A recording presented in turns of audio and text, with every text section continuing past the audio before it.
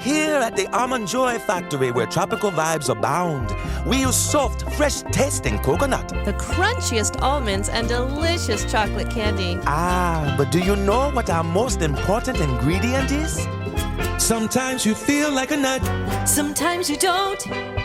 Almond Joy's got nuts and something even way better than that. Yes, Almond Joy is made with almonds and joy.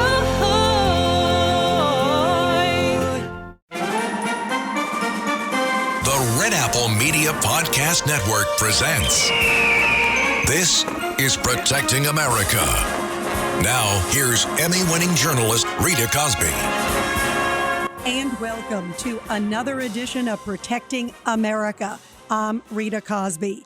A major development as now Congress has subpoenaed the FBI for a file that a whistleblower says links President Biden to, quote, a criminal scheme involving money for political and policy decisions during the time that he was vice president. And now also some new bombshell details that are about that letter which the 51 intel agents signed.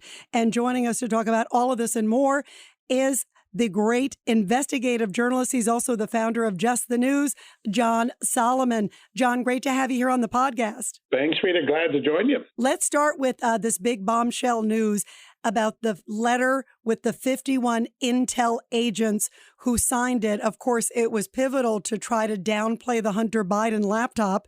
And Joe Biden himself used it during the debate saying, look, these 51 intel guys say it's Russian disinformation. Yeah, that's right. And let's take people back to that moment. The Hunter Biden laptop surfaces. It's being attached to Rudy Giuliani, and a letter comes out with 51 of the most famous intelligence experts of the American community, including several former CIA bosses, including Barack Obama's two former CIA bosses, Mike Morell and John Brennan, Mike Hayden, really significant, and even Leon Panetta, who goes all the way back to the Bill Clinton years.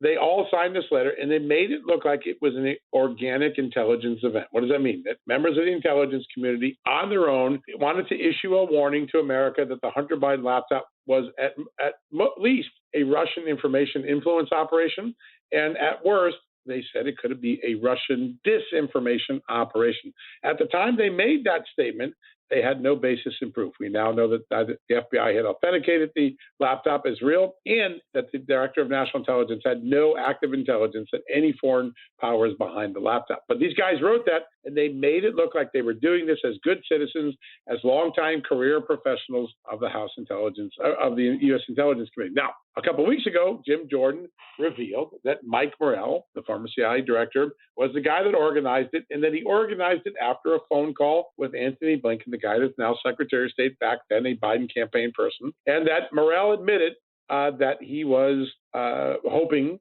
that this would influence the election and sway things to Joe Biden. So it was the first inkling that maybe this operation was potentially political. Now, the big question since that explosive revelation is that what did the others who signed the note know? Well, tonight we know what John Brennan, Obama's former CIA director, a very controversial figure, had played a big role in Russian collusion, many other things over the years, spying on Congress. That was another big issue in John Brennan's tenure. John Brennan was flatly told by Mike Morell, and I'm going to read you the quote, that the reason this letter was being organized was Morell was, quote, trying to give the campaign, the Biden campaign, particularly during the debate on Thursday, the last presidential debate of 2020, a talking point to push back on Trump on this issue. Extraordinary. Two CIA directors are concocting a letter. And by the way, John Brennan signs off on it. He writes back after Morell tells him, hey, this is a political thing. John Brennan says, I'm going to read his exact quote. Okay, Michael, add my name to the list, meaning I'll sign the letter. Good initiative. Thanks for asking me to sign on. So two CIA directors using the intelligence credentials they got by being the chiefs of the U.S. intelligence community were signing a letter misinforming Americans that this Hunter Biden laptop was a disinformation, knowing that their sole reason was they wanted to give Joe Biden a leg up in the debate and give a talking point for Joe Biden to falsely push back on the Hunter Biden laptop and Donald Trump. Our intelligence chiefs concocted this idea. Wow. Now, let me ask you, does it say specifically for the debate, or is it just the timing that infers that? Can you read that again? Because No. that is big. Yeah, I'm going to read you this line. The last line of the email that Morrell sends to President, trying to give the campaign, i.e. the Biden campaign, particularly during the debate on Thursday, a talking point to push back on Trump on this issue.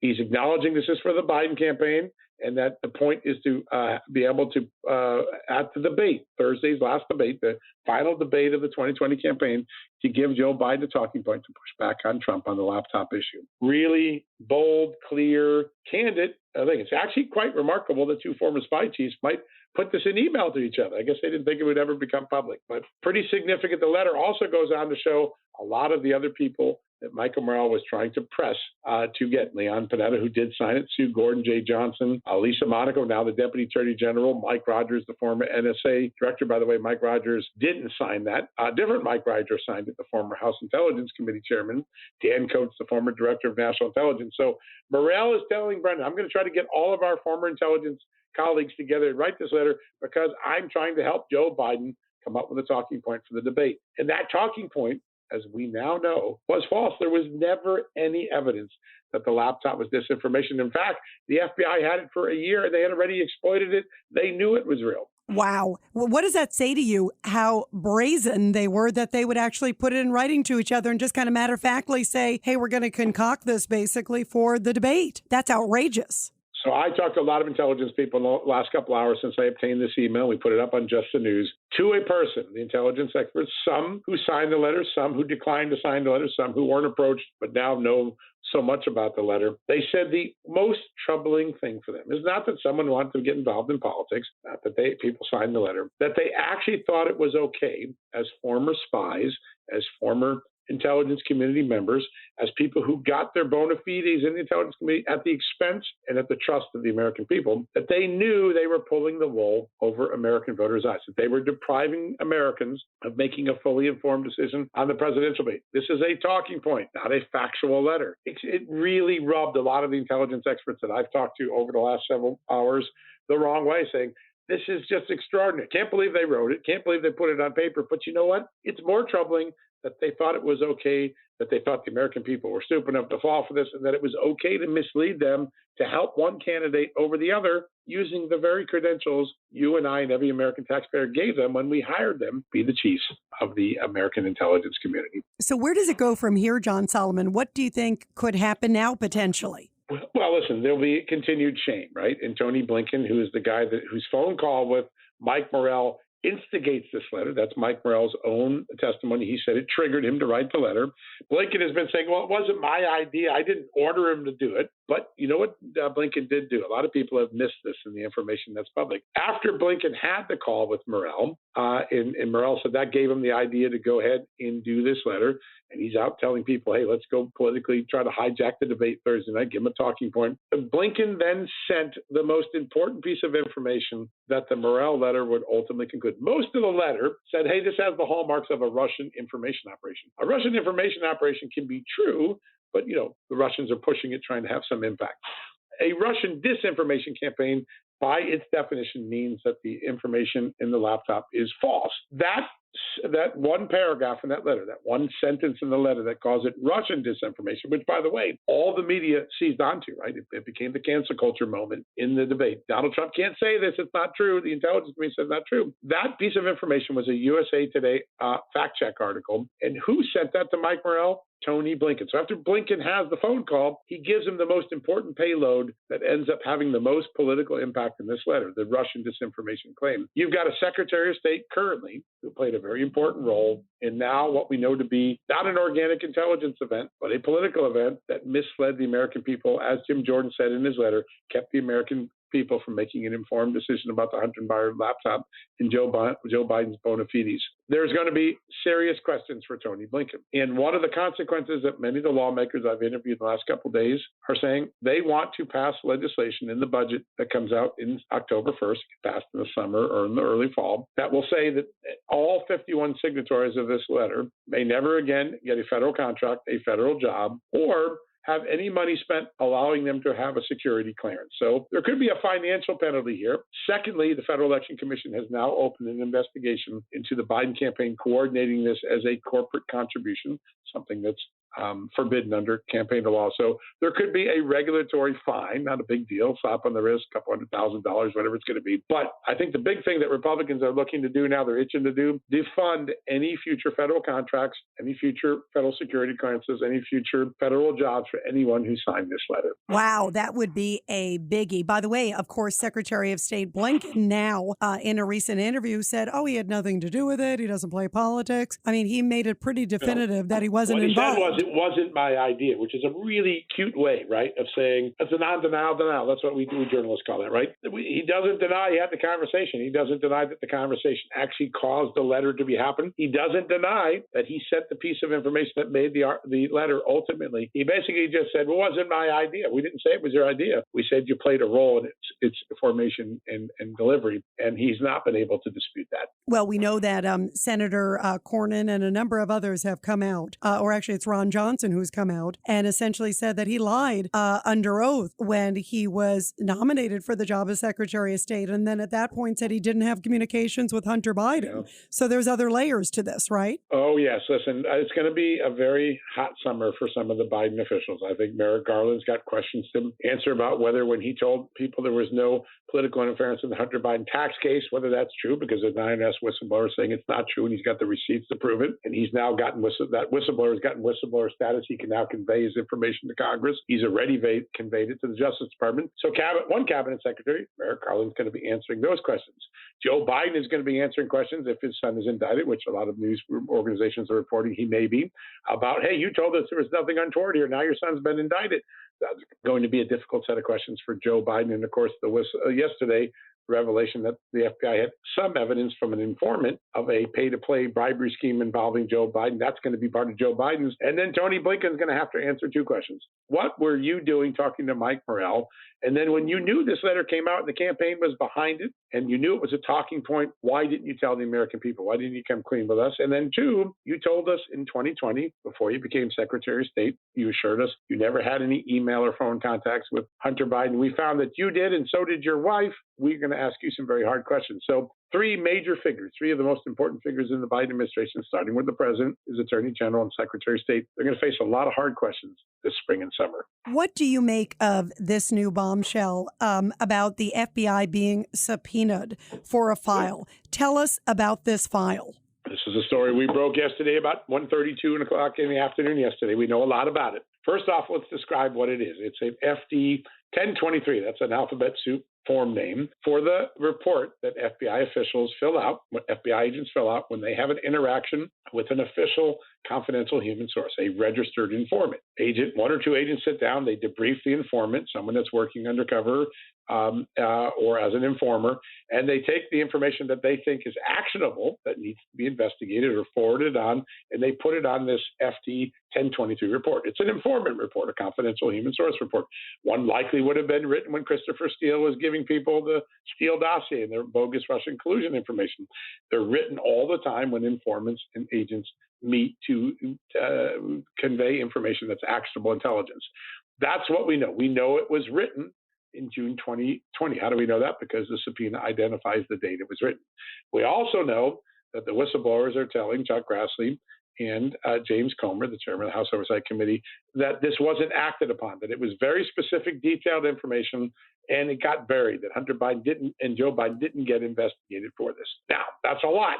What we don't know is, what did the FBI actually do with it? Was there a reason they didn't follow it? Did they determine it wasn't truthful? Or did politics play a role? Those are the questions that Chuck Grassley and James Comer now have the ability to get, starting with subpoenaing the document, reading the document, and then hauling the agents and other people who had something to do with this, maybe even the informant, before Congress to find out, did Joe Biden have a bribery problem in his background? We all hope in the country that's not true, right? No one wants their president to be involved in something so heinous, but we don't know yet. And I think we're in the early stages of what's going to be a long investigative project. And again, another reason why I think the Biden administration is going to find the summer of 2023 to be uncomfortably warm from a political standpoint. How serious is this if it's true? If it's true, a bribery by then a sitting vice president. The allegations are that this occurred in Ukraine. We don't know anymore. Don't know what company, what individuals are involved, but that it occurred in Ukraine when Joe Biden was vice president in charge of Ukraine policy for the United States. It would mean that Joe Biden,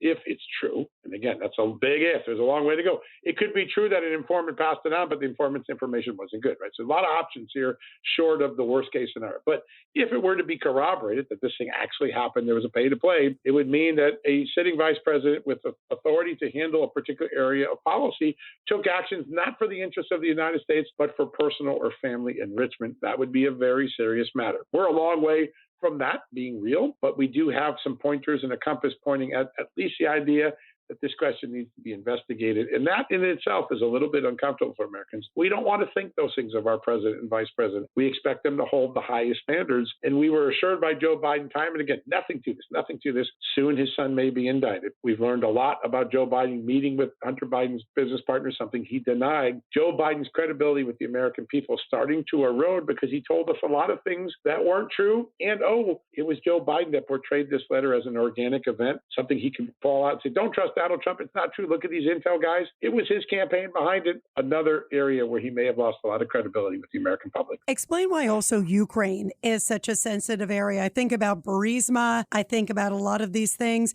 and also natural gas. And, call me cynical, but look at what's happening also with his position on gas in America. I mean, and there was questions about him basically, doing gas deals, or the son at least, tied to China. I mean, there's some interesting things vis-a-vis the way the American policy is going the other way. You are exactly right. And last night I republished something because I think it's so important to the very moment all this information is now coming out. The IRS whistleblower, the 51 intelligence expert letter, and the real truth about that, it was political, not intelligence, and the allegation that maybe the FBI had some reason to suspect Vice President Joe Biden, soon to be President Biden, in the summer of 2020 might have been involved in bribery. Just put all that in one soup pot.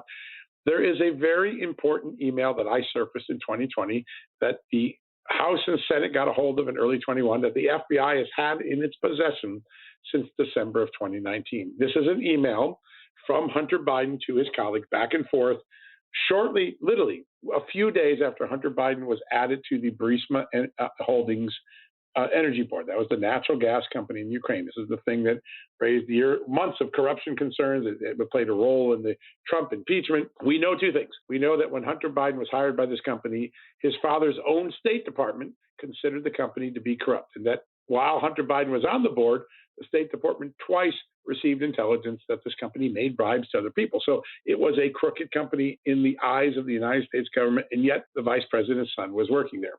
We know that the State Department believed that Hunter Biden created the appearance of a conflict of interest by doing this when his father was vice president with Ukraine policy. And we know from an email that I got last year, a formerly classified email, that a senior State Department official said that Hunter Biden's role and activity with Burisma undercut, that's the word in the email, undercut U.S. anti-corruption policy in Ukraine. We know all that now. We didn't in 2020, but we know it now. But there's an email that occurs in April 2014, just a couple of days after Hunter Biden gets put on the Burisma board. It's not even announced yet. The public doesn't find out about Hunter Biden for a month and his hiring at Burisma. But he's on there, and Joe Biden, vice president, is making his first big trip to Ukraine after he's named the Ukraine portfolio chief by Barack Obama. And Joe Biden surprises people at the speech and says, I'm going to help Ukraine become natural gas independent. I'm going to bring American fracking capabilities to Ukraine, and I'm going to help companies like Burisma. That's pretty interesting. No one knew that it was significant because no one knew Hunter Biden was on the board yet. Hunter Biden writes, and so one of his colleagues says, hey, this is a big line in the speech. It's a big deal. Hunter Biden says, make sure we tell Burisma that this is something we got in there. Take credit for this. This shows that we're adding value as an employee of Burisma. In other words, they were insinuating they got that line in the vice president's speech in there to help Burisma. That is the sort of policy for pay allegation that is really concerning Congress today. That email is out there. People can read it. I put it back up on Just the News last night. Wow, that is really explosive. How credible also do you believe this person is, this whistleblower? I know he or she hasn't been named. I'm talking about the file, the FBI file one. Real quick, do you believe it's credible? I've known Grassley for a long time. You have too. He always seems like a very good, credible guy. He seems to tout this whistleblower. Yeah, he does. And he's been a champion of whistleblowers for a long time. Listen, we won't know until we get all the facts, right? Our understanding is that this whistleblower is one of the agents that was somehow involved in the processing of this file. So they kind of know the informant. They know the information in the informant and what's in there, and they have a reason to believe it wasn't acted on. That proximity, they're that close to the exchange of information in its handling, would give them a lot of credibility and firsthand account testimony. But these things are often complicated. Sometimes agents don't know what decisions were made above them. Maybe there's something they don't know in the files about the informant or about this allegation. Maybe it's been looked by someone else. There's still a lot of possibilities here. And I think, as Chuck Grassley said yesterday, we wait and get the facts, but there's a reason to be asking questions about these facts. 1,000%. Everybody be sure to subscribe and share to this podcast. And John Solomon, thank you for all your incredible work and also everything you do and also caring so much about this country and protecting it so beautifully. We love you. We appreciate you being here. Oh, thank you so much. I love being on your show. I love your podcast. This is always a great conversation. And everybody, I'll be back soon with another great edition of Protecting America. And of course, you can catch me every weeknight, 10 p.m. to midnight on the legendary WABC Radio. This is Rita Cosby, and thanks for all you do to protect America.